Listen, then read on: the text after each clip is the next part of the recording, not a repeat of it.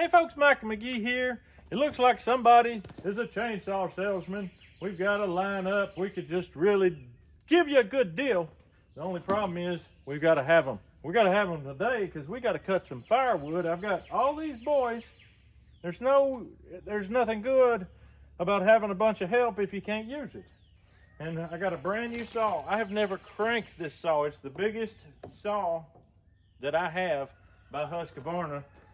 This is my next biggest Husqvarna saw, and I bought it in 2020. It's 25 years old. What year were you born, Nathan? 2007. 2007. This thing was 7 years old when he was born. Oh, yeah. I said I bought it in 2020, didn't I? I bought it in 2000. Anyway, this is brand new. I needed a small limbing saw that wouldn't just kill my back. And this, I got tricked into buying this about a year ago. We've had this about a year. It's an Echo. It's one of their biggest, best saws.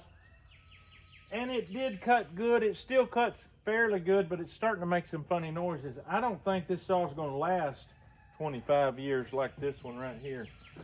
So that caused me to go back to Husqvarna for some new saws. I watch a guy named Timber Cutter Patriot on Facebook, and he uses this saw right here. He's a professional logger, and the guy loves that saw. He had his ported. Do you know what ported means? They go in there and do something to make it have better power. I don't know. Mine's not ported, but we're fixing to get in there. In this video, we're going to find out the power that thing's got. I've got a bunch of big dead trees. Every tree I cut today is going to be dead. So the first tree we're going to cut is actually, there's a 3-trunked oak tree right here by my carport.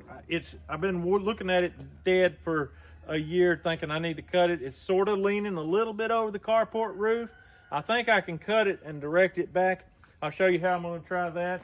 I'm going to do that with this saw right here, because this is the saw that I'm very familiar with.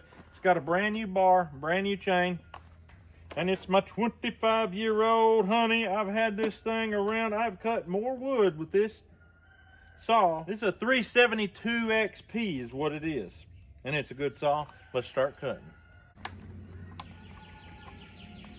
This saw for 25 years has been very dependable. I'll pull it on choke until it fires. I'll push the choke in, and on the second pull, it will fire every time. Okay, now it's primed. Second.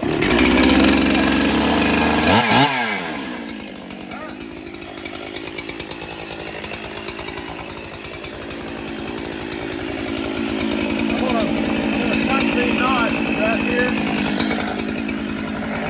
right down that column.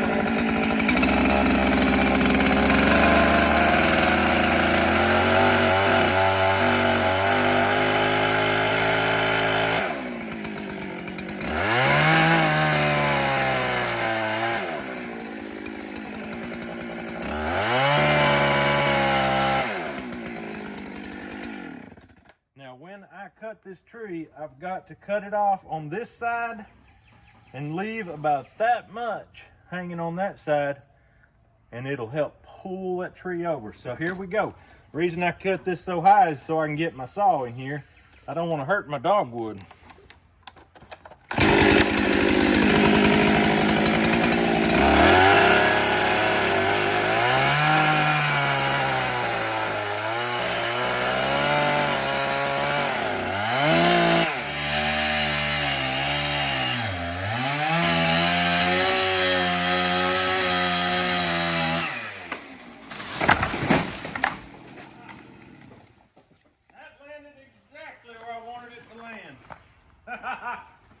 It always makes you happy when it does that. Let me tell you, after doing this for a number of years, say I've been cutting wood probably 30 years, cutting trees down, I've had some mishaps. And those mishaps have taught me a thing or two. I'm going to teach you a thing or two in this video. All right, this is a maple tree. I watched it die last summer while the leaves were green. It was very strange. I don't know why. It died before we buried the water line through here. So I have no clue. I've noticed I've got about 4 or 5 small maples just dying of no reason that I can tell. So I'm gonna cut it down. It seems like when they die like that and the leaves are on them, they dry in the summertime and they don't rot. This thing has been standing here perfectly good shape all this time.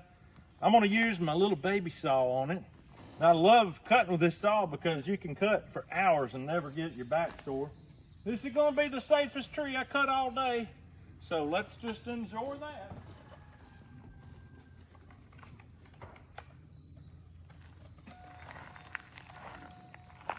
I'm just gonna cut a slice and drop her down.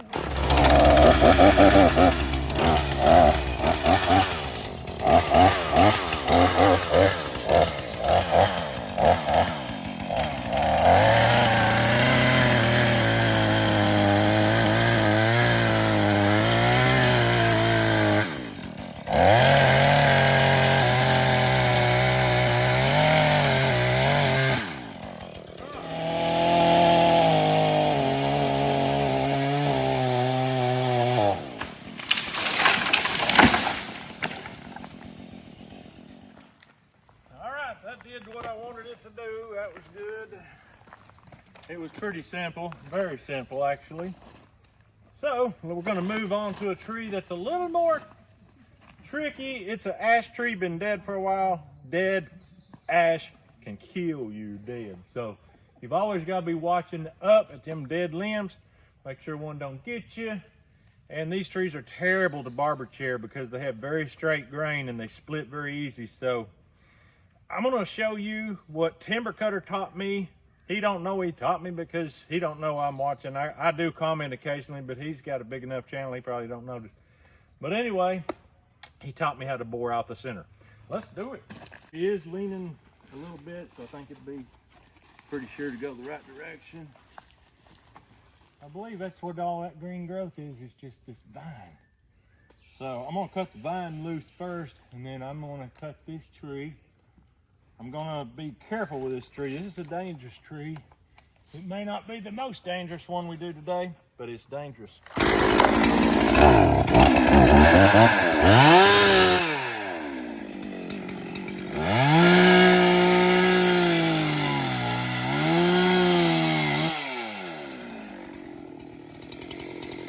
My goal when I cut a tree, every tree I cut today, my goal is gonna be not to have any more collateral damage than necessary. So I want to try to drop it through that little opening right there and not tear up any more trees than absolutely necessary.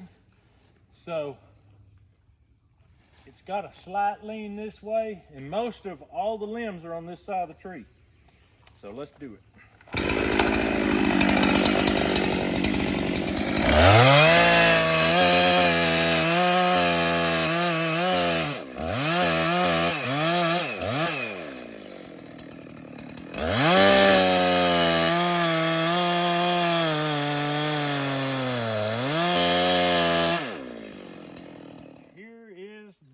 The center. If you leave a full hinge, that is what causes a lot of barber chair on these ashes. These dead ash are awful. We want to leave about 2 inches on each side if it's going to fall directly in the line with if I don't want to pull it like I pulled that one at the carport a while ago. So I'm going to try to leave pretty much the same on each side, about 2 or 3 inches, bore that center out, and then I'll come back and I'll cut it.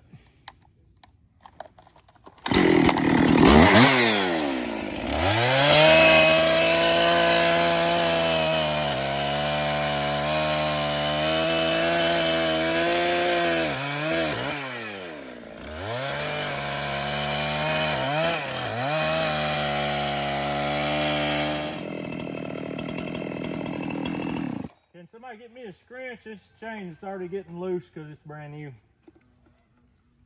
I've never cranked this saw before. They cranked it at the store when I bought it.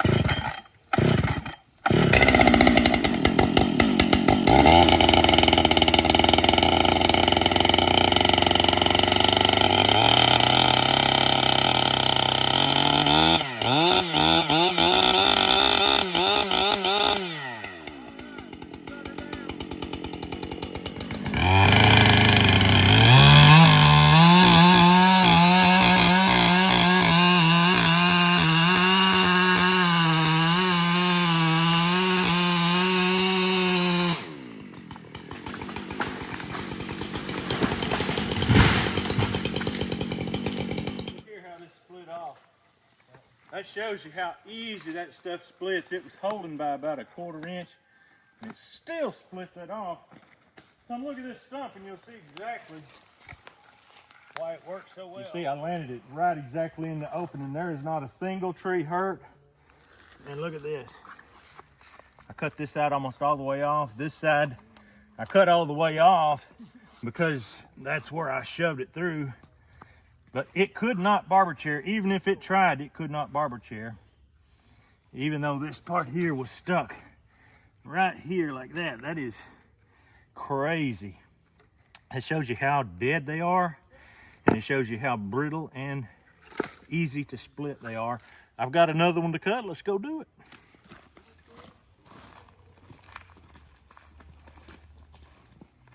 All right, this here is where I do my editing. That chair right there is in such a good shade, and the sun goes around that way in the afternoon. I sit right there and do my editing, and I realized I've got me a dead ash right here. There's a pine tree leaning hard over in front of it. I don't know if that's going to cause us a problem. Hopefully it'll roll off of it or press through it. I don't know, but I want it to fall parallel into the woods. I don't want it to fall out here in the driveway, because then the boys will have to pick up all the brush and throw it back in the woods. We don't want to do that, do we, boys? Nope. So let's cut it and see if we can do it right. That's all I know to say. It's semi-alive. It's partially alive. I'm going to go ahead and cut it before it's completely dead and plumb dangerous.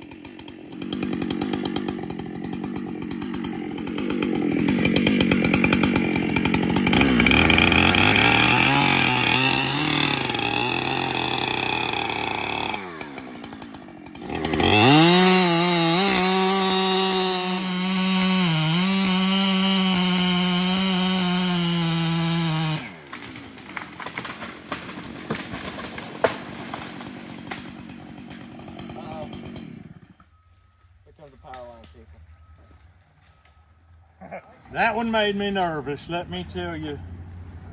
See where it landed. It pulled that pine down with it.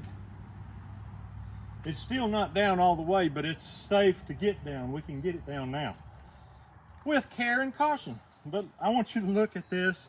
This is a perfect example. Whenever it started going and it started making that splitting noise, I was concerned that it was about to try to barber chair. But look at this from straight above, straight down on it. It was absolutely perfect. Holding here, holding here. All this in the middle was completely bored out. So it had zero barber chair. You only get one chance. That's a quote directly from Timber Cutter. You only get one chance. You can't retry it. When it's done, it's done. And so we've got one here. It's lodged up in there, but it's not going to be too big of a deal. We're going to be able to easily get it. The pine it pulled down, it's going to probably be cut up into firewood as well. There is a poplar tree missing. And we'll probably cut that poplar tree up as well. So anyway, we've got more trees to cut, maybe 2 or 3, I'm not sure. One of them's a hickory. Let's go get it. All right, here's the hickory tree. It splits right here. I just heard a loud crack. It splits right here. This one goes up and curls back over. and it doesn't appear to be dead yet, but the big portion of this tree is completely dead, and it's leaning that way. So I'm pretty sure we're going to fall it right through there. I might get lucky and land it between those trees and not tear anything up. We'll see. This is a prime example of a tree that needs to be bored out in the center, because with that heavy lean, you can have problems. And on top of that, I'm going to show you how to use a trigger. I'm going to put a trigger right here. A trigger gains you 4 seconds on your response time and lets you get out of dodge. So let's go ahead and cut the notch, bore out the center, and then we'll get on with it.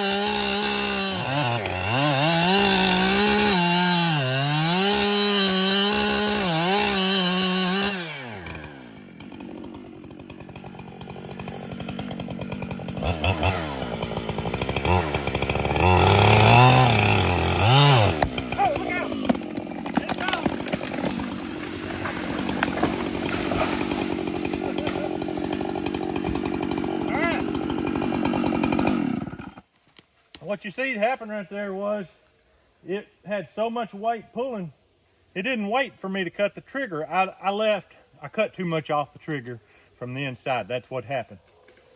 But it did not barber chair, it just ripped a root out, so we're in great shape there. You can see this right here now.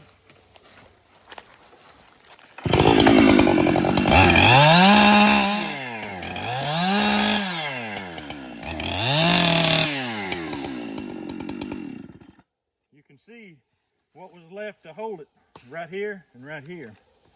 It fell right exactly where I wanted it. It doesn't look like it tore up a single tree. If it did, it was a very tiny tree. And we've got hickory down on the ground, safe, ready to be cut up into firewood. That was not the most dangerous tree we've got to cut today. Ash are by far more dangerous. And we've got some more to cut. Let's do it. If you remember last year's wood cutting where we cut with the neighbors and we fell the trees over across the line on their property, that happened right here.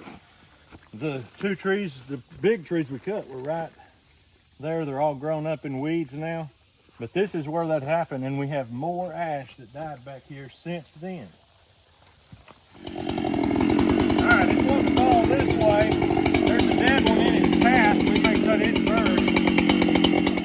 one is wrapped with barbed wire.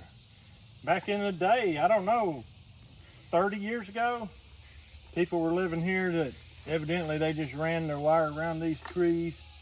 We haven't run animals back here ever since we own the place. So it looks like this tree is really wanting to fall over my neighbor's fence, but it also looks like I might be able to pull it that way. It's worth a try. All right, let's see what happens.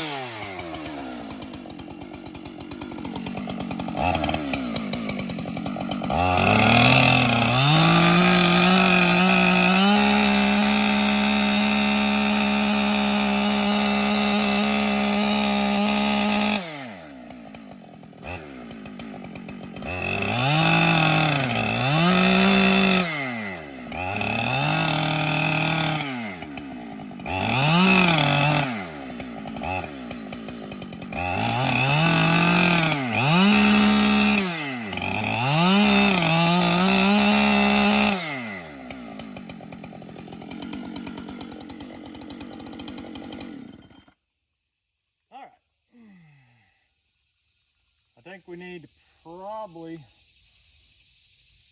I can do it with this bar. It's just going to require a little more precision to walk it around. I think I'll try it with this bar. Today, I'm going to be using a wedge on this. It's leaning hard this way. I want it to fall that way. So I've got my notch made and my center board out. I'm going to come around this way. When I get to here, I'm going to throw wedges in it and try to get it started over. That's all I know to do. If it goes the wrong way, the worst thing that could happen is somebody get hurt. If we can keep that from happening, it don't matter if the fence gets smashed. It don't matter if it falls the wrong way.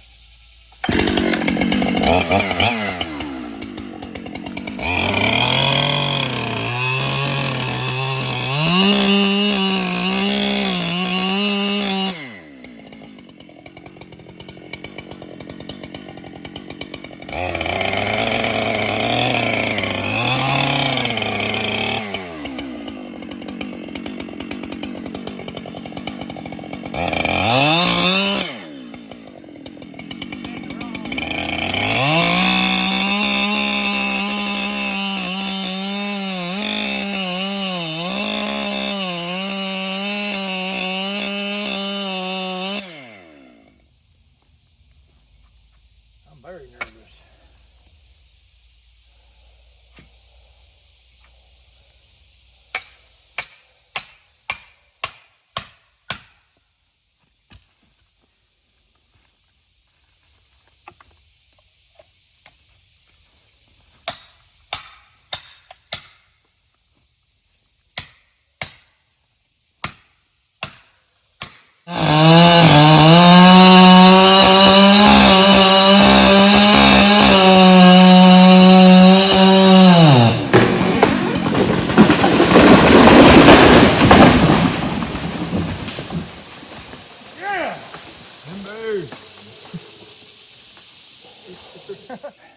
All right, that's what Mr. Timber Cutter calls taming the giants.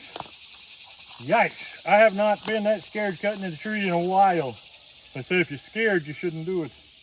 Maybe I shouldn't, but if you see right here, I came this way, I completely unhinged this side. There was nothing over here holding, and that's what Timber Cutter taught me. When you want to pull one that way, you leave the hinge on this side, this center is rotten, completely rotten. So the center wasn't holding anything, but I had it bored out good. As you see right here, I just had this little section holding, was all it was holding by the time it got done, because when it started falling, I kept cutting because I did not want it to bust and blast me back in the face. And it worked out good. We dropped it. And it did not land on the fence, did it, Joel? No, I don't think it did. Good. So that is a bunch of wood. That's a big tree. I've got another big ash right here. It's closer to the fence, but it's leaning this way, I believe. So let's see if we can't fall it. This one is either dying or gonna die. It didn't have any wire in it, so. All right, here's a small ash tree that died. It looks like it's alive, but that's all poison ivy.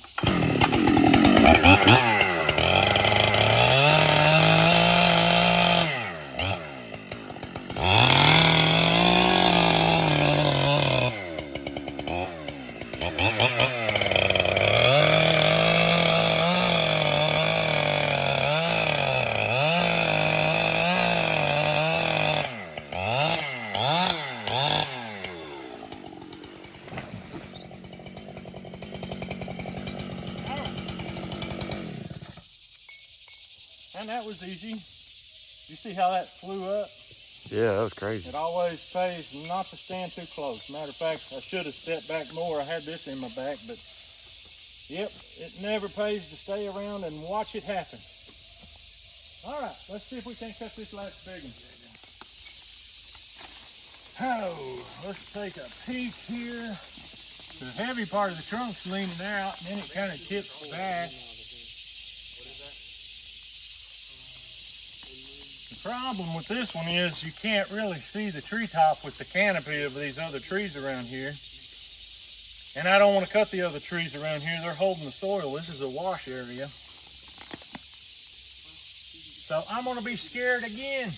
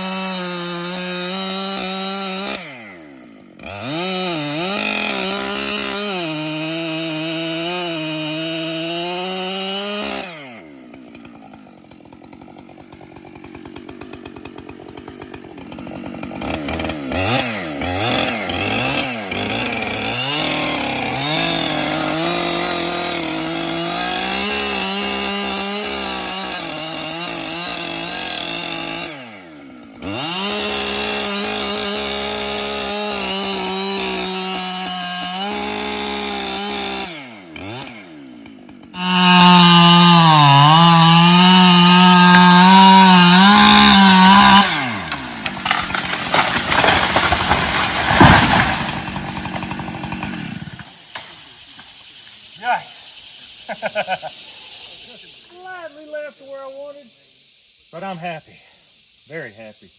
It went, it didn't drop any limbs down on me. That fence right there that the cameraman's actually leaning on would have been very difficult to cross if I needed to get across it quick. So, I think that's the majority of them. We got a couple dead ones here, definitely leaning towards the neighbors. We'll have to coordinate a time with them when we can take the fence down and drop them, because if we don't, they're still going to be dropping dead limbs over on our property and stuff. But that may be all. That right there, zoom in on that trunk. That shows you right there the beauty of boring the center out. It had no chance to barber chair. Zero chance to barber chair.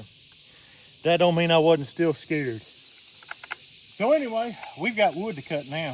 I say let's start cutting wood and see what we can get done.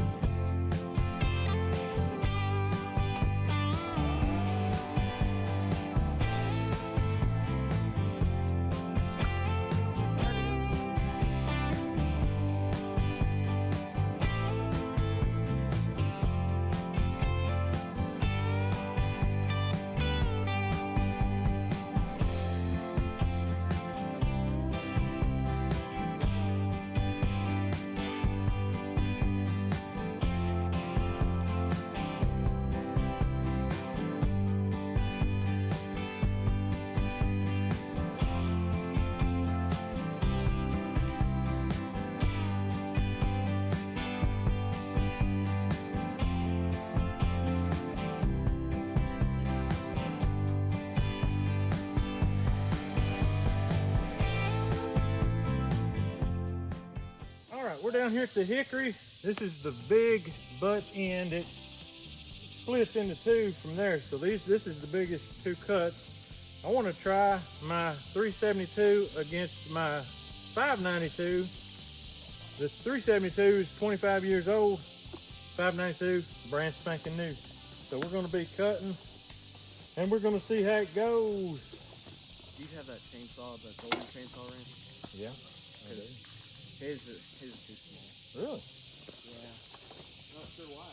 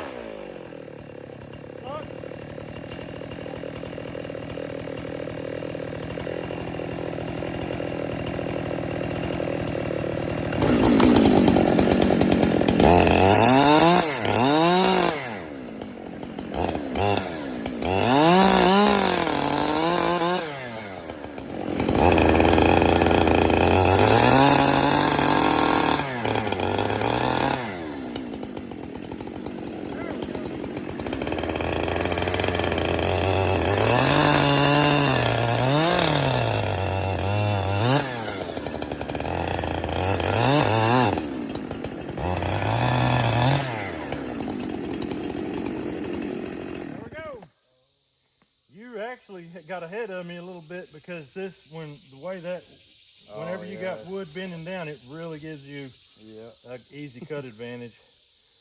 But once this got into open country, man, did it ever fly. Yeah. So it's good to know the money wasn't wasted, but I still love that old saw. Man alive, is that ever a good saw. Yeah, it did good. Yep. So we're going to get the cutting down through here, get it all cut. That stump, once this stuff gets out of the way, I'll cut a chunk off that stump, get another big bunch of firewood off of it. Definitely have to be split with the splitter. That's not going to be split with no splitting maul. But it is some fine wood. I made a whole video about this, especially this wood. Last year we cut a tree especially for the coldest part of the winter. And that's what this is going to be saved for. We're not going to burn this just any old time. We're going to stack it beside the leftover hickory from last year, so we have all our hickory in one spot. Because when it's 0, 5 below, 10 below, it makes a huge difference. This is some amazing, amazing wood. But we're going to get after it.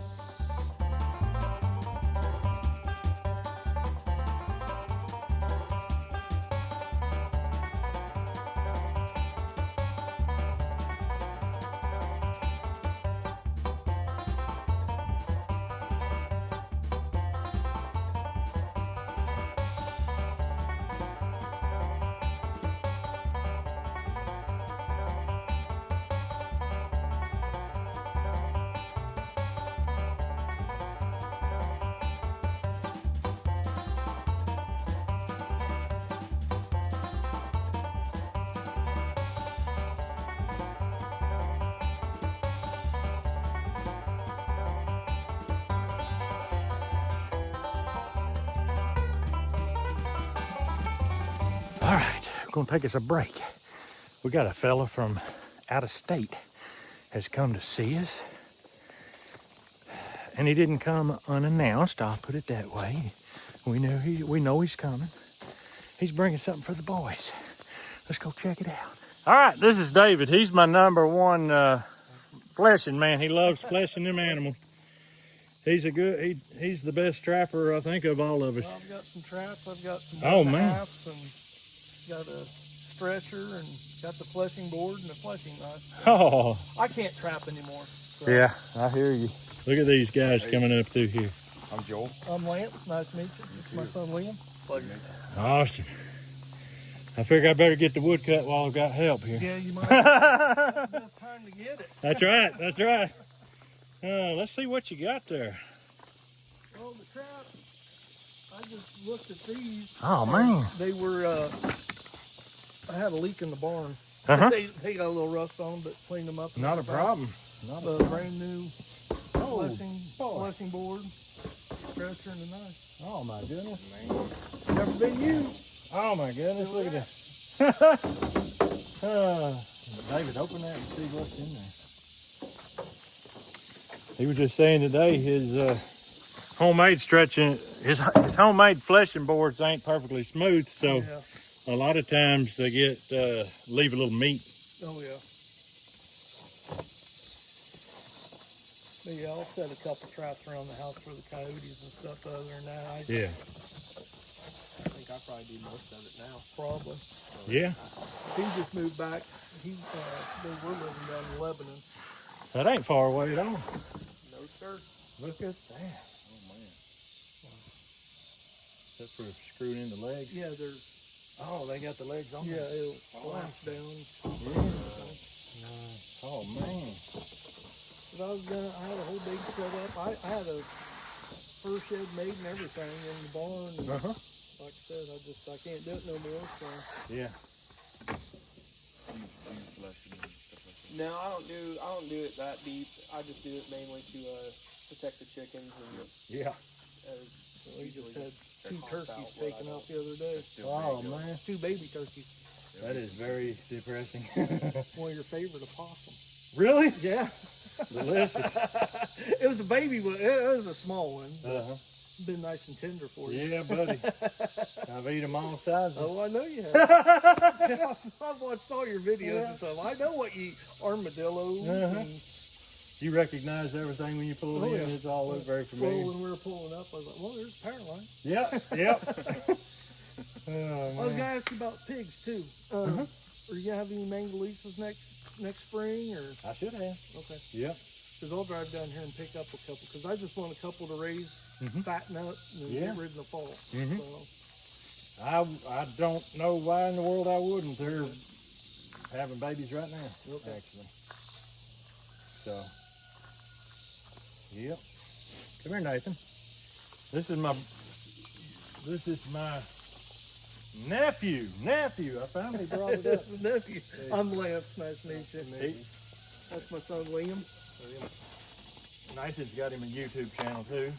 He's trying to post some. He hadn't posted in a while, but he did put one up last week. Okay. Yep. What's it called? Whistling Wheeler? Yeah. I think he's been on your He channel. has been on my channel before. Yep. That's right. Yep. He's going to be on this video cutting wood, busting wood, and all that kind of stuff. Yep. Man, wow. Them the little rusted like that's actually what they Oh yeah. what they want, because Yeah. when you blacken it'll take. Yep. Like I said, I didn't know I had a leak in the barn until I opened that up, and I was like, well, there's a hole up there somewhere. Wait, bring those down here too. So. Yeah. I use the 550. You have bridgers? Have any bridgers? Some? Some, Not very many. yeah. I don't think they're that kind. Offset. Man, that's good. We had kind of a slow trapping year. We all trapped. I looked to put more traps out myself than I had in a while. And I even had that deer die right there, and they only came one night and messed it, and I set traps, and they never come back. It laid there till it rotted. Yeah, And I even took the traps up and left the camera on it, and still nothing came but buzzards. really. No, we live on 280 acres. It's my wife and my brother-in-law. It's their family farm. And it's mostly tillable.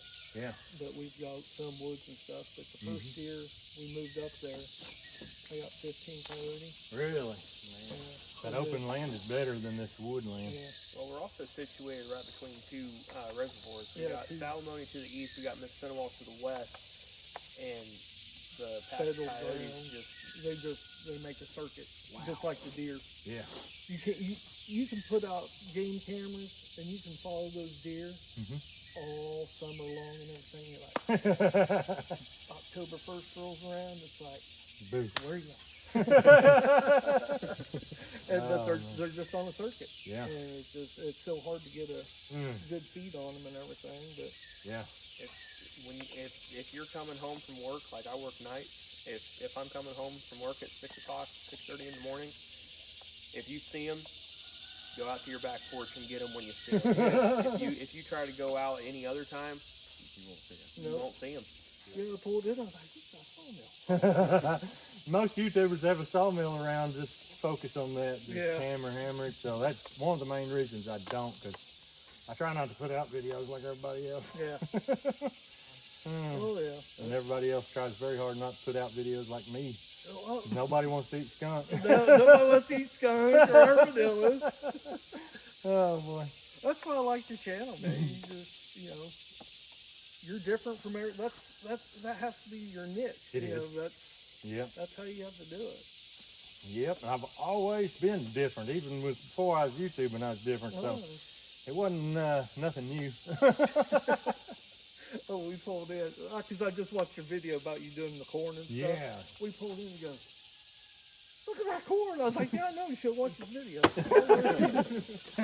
Why is that corn so tall? Yeah. I mean, you got your 8-foot stalks like what we have up in Indiana. I've seen those 12-foot. I'm just like, that's Sasquatch level corn right there. Oh boy. That's hilarious. Hey, Caleb. Come meet these guys. They brought you some trapping stuff. I'm Lance. Nice to meet you. It's my son Liam. He's got a friend, Liam. Hey, little buddy. Nice to meet you. I'm Lance. I'm not. My son Liam. Pleasure. Look at this. Oh. Look here, Caleb.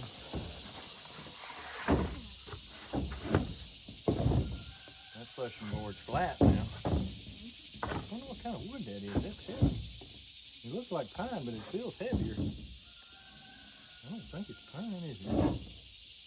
Look at that, Joe. Is it ash? We're cutting ash right now. Lots of ash. It almost looks like ash and oil. How long is it? You got the ash board. Oh yeah. Didn't you? It's unreal. I mean, it's. Do you still have live ash?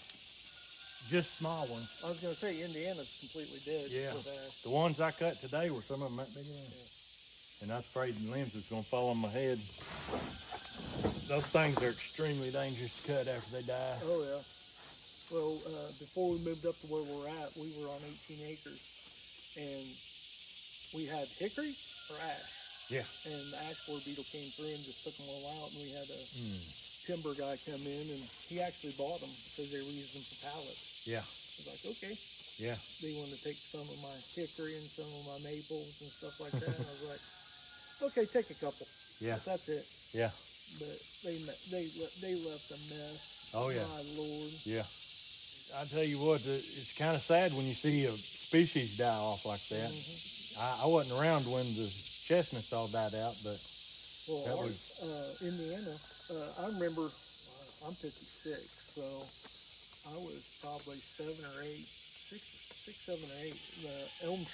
The elm beetle came through and took out 90% of all the elm trees up there in Indiana, and then they started coming back after the beetles went away. And every now and then you'll come across the elm tree that's decent size.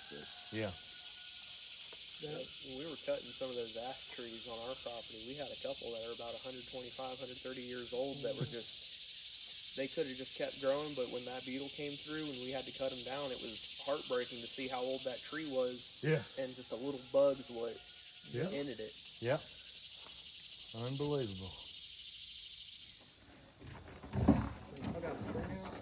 Oh, they got the spring house. 3,200 feet. 3,700. 3,700 feet they ran. So Yep.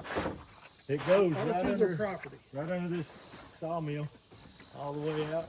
There's a whole video. Yeah. All put together. Oh, I want to try that water.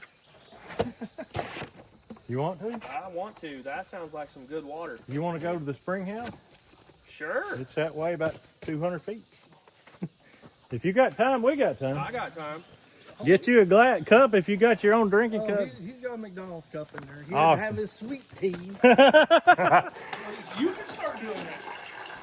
All right, here's the spring house. You just get your water there. That water is pumping 3,700 feet.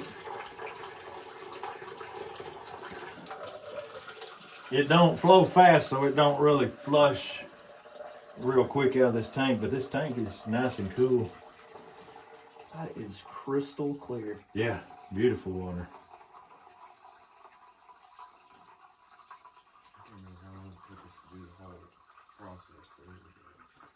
I like the videos. I mean, you know, you guys jumping in and helping stuff. That's just Awesome.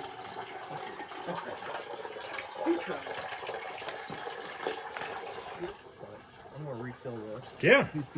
This is good water. You like it? Pokeberry, yeah. Yeah, they're just now starting to ripen. I'll be making a pokeberry video here for too long.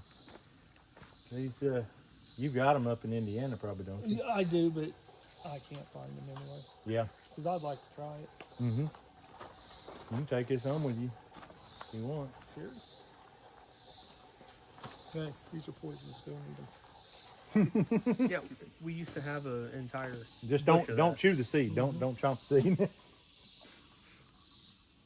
Yep. Now, how many you eat? If I was you, I would probably start with 1 or 2 to see how you do. But the dosage is 8 berries for 3 days in a row. And I mean, it'll knock off the rhinitis out supposedly. Hasn't hurt you, has it? No, Has it helped but you?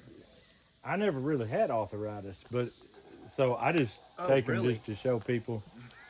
I just take them to show people that they don't make you sick. Yeah. But 80% VA over here because of my hip and back. Yeah. yeah. Okay. Thank you. Yeah, I know we got them because I've seen them, you know, but on our property I can't find them anywhere. So. Yeah. Now we used to have like 3 or 4 bushes when we lived in Ellick. Mm-hmm. Down here they grow everywhere. In the woods, in the fields, fence lines. You see, the one you were always showing was up there at the Yeah. cows. Yeah, that one didn't get as big this year. I don't know why. But it's probably 4-year-old. Yep. All right, let's get back to work. Well, it was good to meet y'all. Yeah, it was nice Pleasure. meeting you guys. And like I said, I'll get a hold of you back in closer to springtime and everything. Okay. 'Cause I got a hold of you last year about it, and I Yeah. ended up having shoulder surgery. Uh-huh.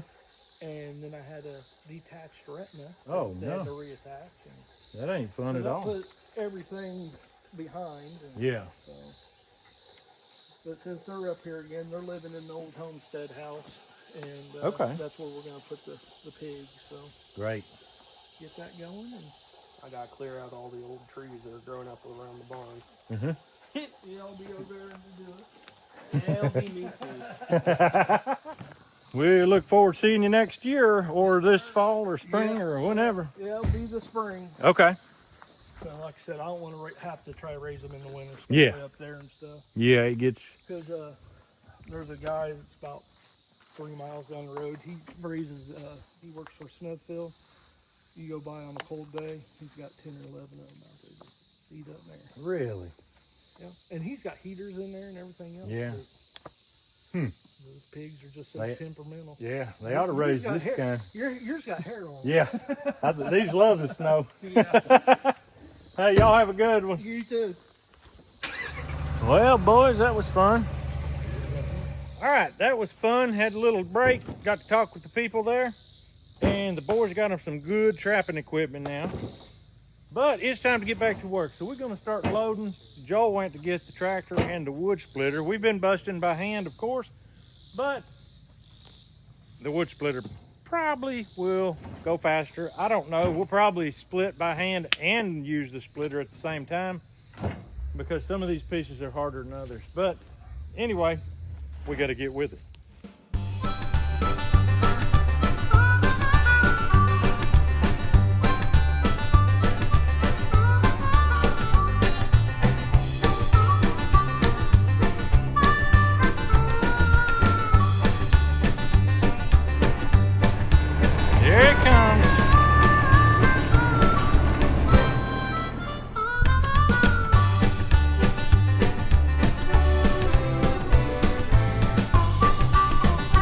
That'll work right there.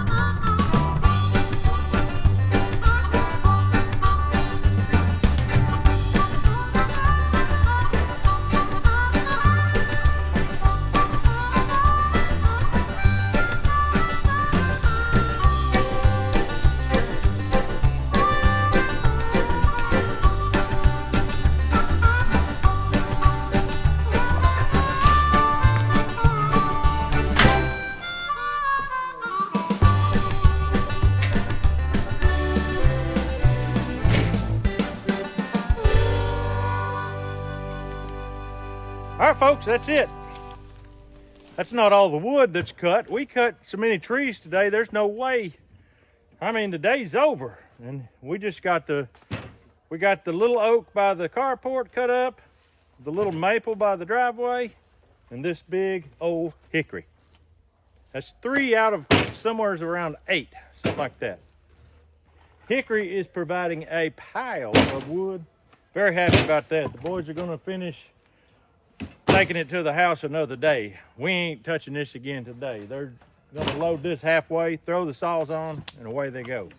Joel's gonna take the splitter, put it up, take care of a few chores, and call it a day. That's the way we do roll around here. We had an absolute blast taking a break when Lance and Liam came, and they gave the boys some trapping supplies. That was no small donation. Just in case you haven't been in the trapping world and you haven't bought anything, that was not a small little token. That was big, and we appreciate it. The boys are gonna absolutely love it. Probably more than they love stacking wood, to be honest with you. Is that right, man? Yep. Yeah, he just says yes to anything, but did you hear what I said? Nope. No. I didn't think so. Oh, You were saying about, I say you probably appreciate them traps more than stacking firewood. yeah. I thought you were saying that they were expensive. They are expensive, yeah, that's for sure. So thank you, Lance and Liam, for that. That was awesome. You'll be seeing more of that later, coming this winter. And that's when we're gonna be burning this wood, but we don't want to burn it green and moist where it won't burn and warm the house or brown the biscuits. So that's why we're cutting it now. It's hot, but it's gonna dry out good and we're gonna stay warm this winter. Hope you enjoyed the video, but that's all I've got for you today. Hope you have a great day. We'll see you on the next video.